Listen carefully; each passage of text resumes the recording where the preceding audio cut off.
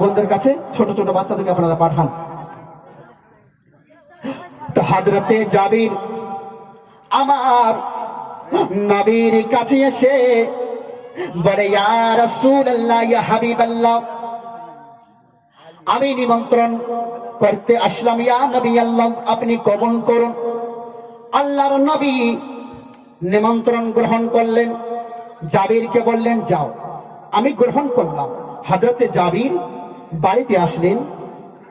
শুনবেন, অনেক সুন্দর একটা ওয়াকিয়া। বাপ, এই ওয়াকিয়ার মধ্যে কিছু শিক্ষা লুকিয়ে আছে।